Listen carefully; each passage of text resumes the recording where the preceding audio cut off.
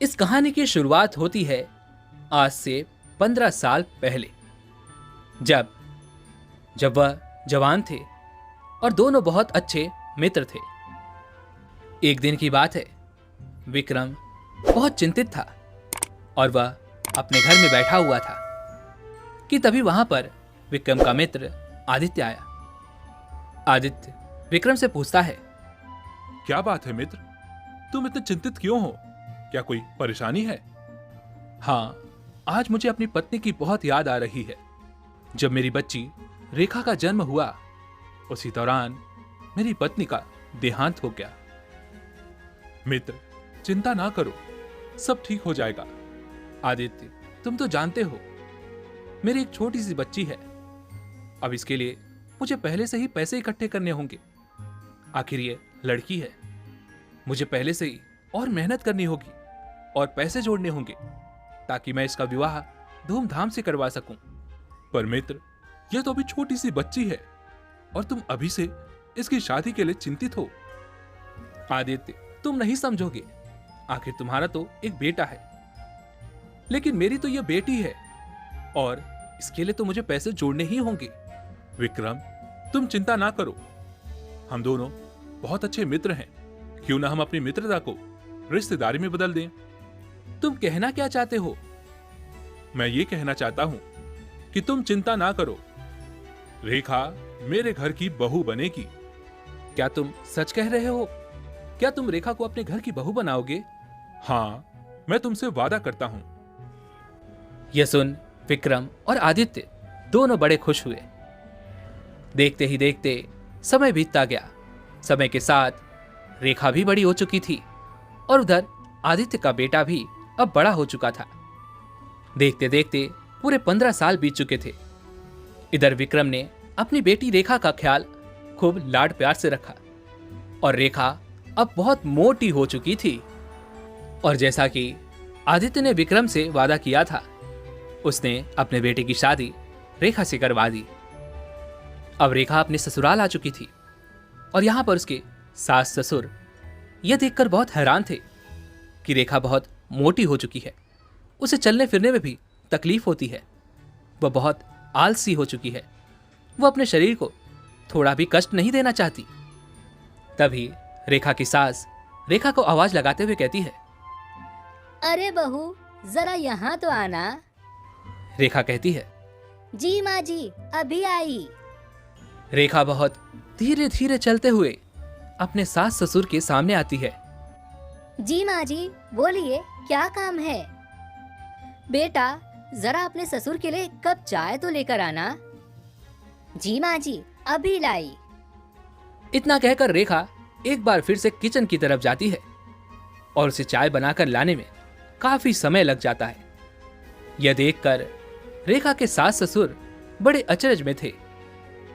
उस रात रेखा के सास ससुर आपस में बातें कर रहे थे।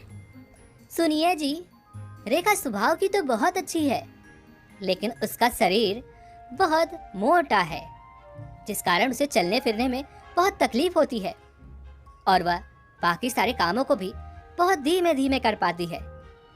हाँ, यही तो मैं भी सोच रहा हूँ कि आखिर इसका क्या उपाय है। आखिर ऐसा क्या किया जाए जिससे रेखा फुर्तीली हो सके। मैंने देखा है हमारा बेटा भी रेखा को पसंद नहीं करता और ऐसा ही चलता रहा तो इन दोनों में जम नहीं पाएगी और मेरा किया हुआ वादा टूट जाएगा और मैं अपने वादे को नहीं तोड़ना चाहता। सुनिए, आप चिंता ना करें, मेरे पास इसका इलाज है। अगले दिन सुबह सुबह रेखा की सास ने रेखा को आवाज लगाते हुए कहा, बहू, जरा यहाँ तो आना। जी माँ जी, अभी आई। कहिए माँ जी, क्या काम है?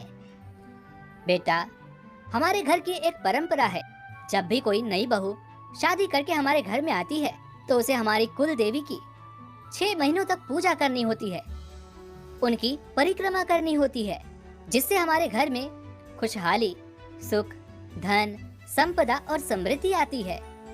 सासू माँ, मुझे ये कब से करना होगा? तुम आज से ही शुरू कर दो। सासू माँ के कहने पर रेखा मंडी के रास्ते निकल पड़ती है, क्योंकि वो ज्यादा चलती फिरती नहीं थी, जिस कारण उसे मंदिर तक पहुंचने में काफी समय लग गया और वो बहुत थक चुकी थी। मंदिर पहुंचने के बाद वो कुछ समय वहीं पर बैठ जाती है। थोड़ा आराम करके वो मंदिर की परिक्रमा करनी शुरू कर देती है। पहली परिक्रमा पूरी करने के बाद वो फिर से हाँफने लगती है और अपने आप से कहती है, बाप रे, अभी तो केवल एक ही परिक्रमा पूरी हुई है, अभी तो पूरी 6 परिक्रमा बाकी है। इसी प्रकार वो दूसरी परिक्रमा पूरी करती है और फिर तीसरी।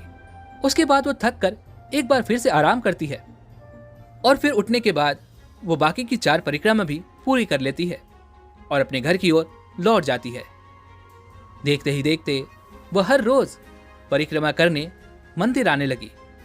शुरू शुरू में तो उसे बहुत तकलीफ होती, वह ढंग से चल नहीं पाती, वह हाँफने लगती, थक जाती। पर देखते ही देखते केवल कुछ हफ्तों में अब वो और भी दूरी तक चलने फिरने में समर्थ हो चुकी थी।